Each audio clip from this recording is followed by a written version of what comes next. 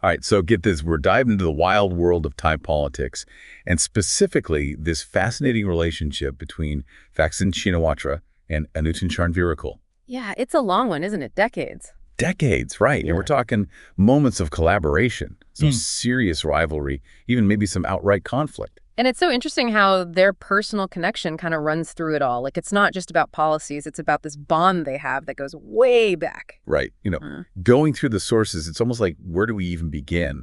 But this 2019 interview with Anutin really stands out, where he talks about Thaksin being his superior and how that kind of set the stage for a relationship built on respect. And it's not just talk, Anutin, even now, he uses the term fukuro when referring to Thaksin, and this is a big deal in Thai culture. Yeah, why is that? Well, it signifies deep respect. No. It's acknowledging a connection that goes beyond just political differences. It's like, we may be on different teams now, but I still see we have history. Exactly. And, understanding that hierarchy and respect, it's key to understanding all the nuances of Thai politics. For sure.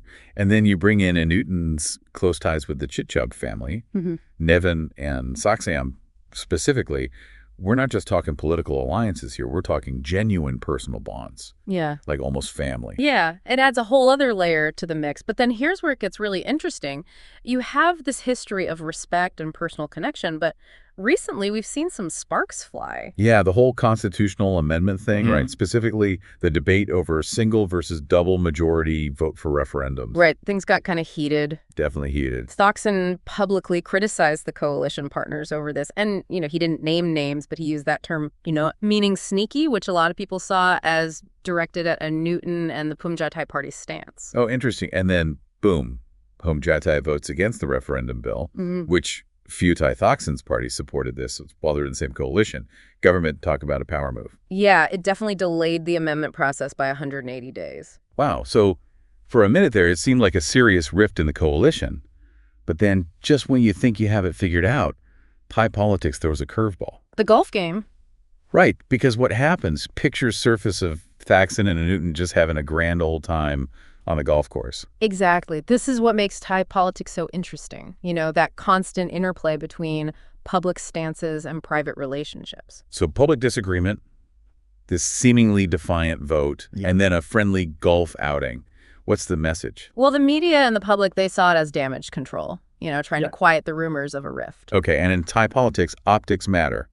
Actions speak volumes. Absolutely. So it's not necessarily that the conflict disappeared overnight, but they're signaling, hey, despite our differences, we can still function, within this coalition. Exactly. It shows how pragmatic Thai politics can be. Okay, so to understand Anutin in this whole dynamic, we need to hear from the man himself, right? His own words on how he approaches politics. Yeah, he always emphasizes, the needs of the people and the good of Thailand as a whole. Always talking about avoiding conflicts and focusing on policy over personality clashes, a very measured approach. Yeah, very much walking a tightrope. He needs to keep those strong relationships that are built on respect and history. But at the same time, he's willing to stand his ground when it comes to policy, even if it means disagreeing with Thaksin. So he's not just a yes man, carefully navigating this web of relationships and power dynamics and trying to stay true to his own convictions. It's a tough balance, for sure. It is, and that's what makes him so intriguing, right? He's playing the long game. Definitely a game full of calculated risks and strategic moves. So this is a relationship with a long and complicated history, respect disagreements, strategic maneuvering, all mixed up. But where does it go from here, especially now with Thaksin's daughter, Thaksin Shinawatra, as prime minister? It definitely adds another layer of complexity to things. It raises the question, who is Anutin really aligned with? Is it the old guard or the new generation of leadership? And how does this whole intricate dance between Thaksin Anutin and Patom Tarn impact the future of the coalition? And of Thailand as a whole. Big questions. We'll explore all that in the next part of our deep dive. So, we've talked about this relationship on the big stage, constitutional debates, all the coalition maneuvering. Yeah. But to really get Anutin's approach, we need to look at those really high-stakes moments. Right, where the rubber meets the road. Exactly. And the sources had some great examples. Yeah. And the one that really jumps out for me is that whole cannabis legalization debate. Oh, yeah. This is like a signature policy for Phumjatthai. For sure. And it generated so much controversy. It was a bold move. You know, Anutin was really pushing those potential benefits, economic and medical, but he also got hit with a lot of criticism. Right, about the potential social costs, the whole regulatory framework, or, lack thereof. Yeah, all of that. It was a gamble for sure. Yeah. So how did Mr. Policy over Personality handle all that heat? Did he, dig in his heels? No, not at all. He was out there, in the debates, throwing down the data, the research, even acknowledging where the regulations needed some work, So very pragmatic. Yeah, super pragmatic, willing to adapt, make adjustments based on the feedback. So he has this reputation for being affable, approachable.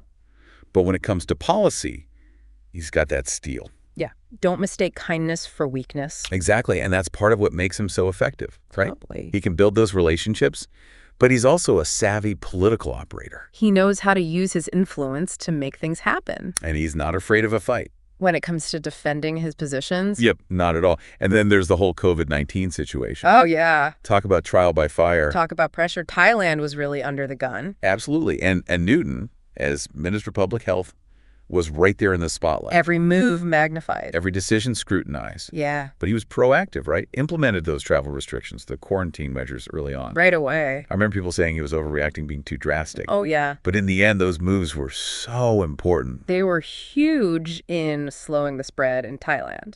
Absolutely. And let's not forget his role in getting the vaccines. Right. He was handling these international negotiations, logistical nightmares, just to make sure the Thai people had access. It was crucial. And he went even further, becoming a real advocate for vaccine diplomacy.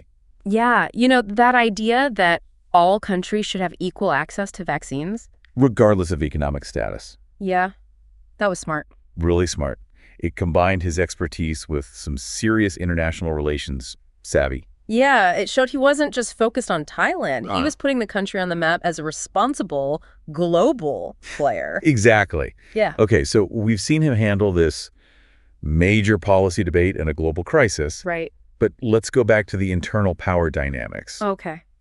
How does this collaborative approach hold up when dealing with someone like Thaksin, who's known for being a master strategist? In a political powerhouse. Right. Yeah. Remember that sneaky comment? Yeah. Thaksin testing the water, seeing how much Anutin would bend. And Anutin didn't back down.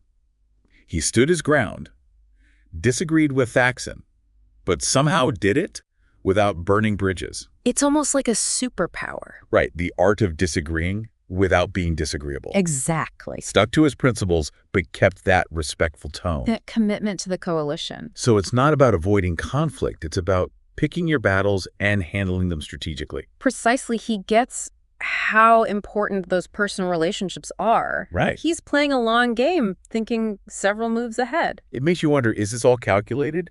Is he making tactical concessions to keep things stable in the short term? Right. But positioning himself for more influence down the line? That's a great question, and it's tough to say for sure. Right. But he's not just reacting. No. He's thinking strategically, playing chess, not checkers. And that's what makes him so interesting to study. For sure. He challenges all our assumptions about how power works in Thai politics. Right. Okay, so I think we've done a good job unpacking Anutin, the tactician, Yeah. the crisis manager. But what about Anutin, the visionary?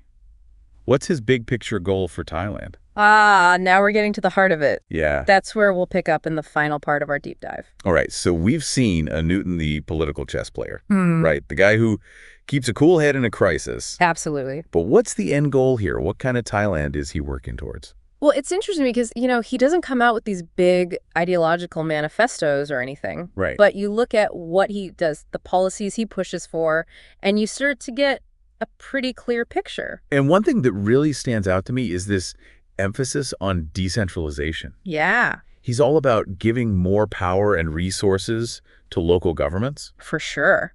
Which is a big shift from, how centralized things have been in Thailand. Right. It's all about empowering those local communities, making sure development actually benefits the people it's supposed to. He talks a lot about bridging the gap, between urban and rural areas, making growth more inclusive. Yeah. And that seems to be a theme with him, right? Yep. Improving infrastructure, investing in education, healthcare, particularly in those areas that haven't seen a lot of investment. Right, making sure everyone benefits from Thailand's economic success. And it's not just throwing money at the problem either.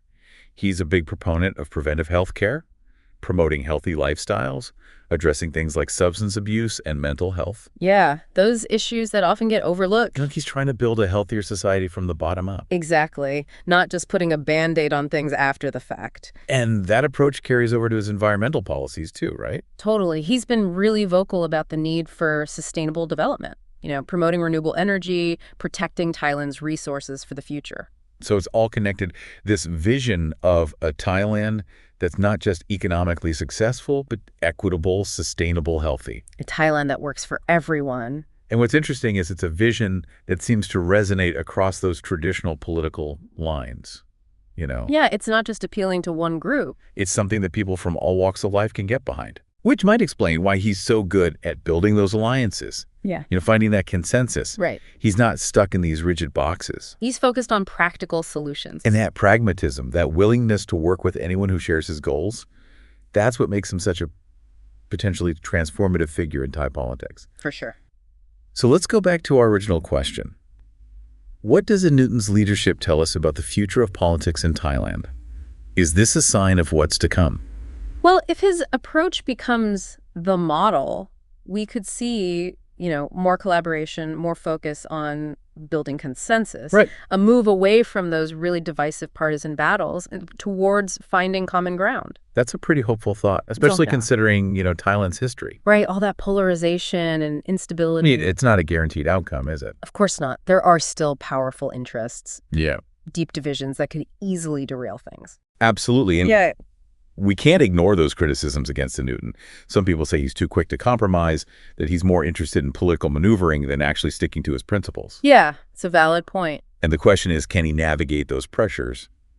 Can he stay true to that commitment of serving the people, or will he get caught up in the system? Only time will tell. Only time will tell. But what we do know is he's a force to be reckoned with. Mm-hmm. He's shaking things up, offering a different way of doing politics. Absolutely. So as we wrap up this deep dive, I want to leave you with this. We've explored Anutin, the politician, the pragmatist, the visionary. Right. But maybe the most interesting thing about him is that he defies those easy labels. For sure. He's full of surprises, and his story is far from over. It's a story worth watching, and one we'll be keeping an eye on for future deep dives. Absolutely. So until then, keep those thinking caps on. And as always, thanks for diving deep with us.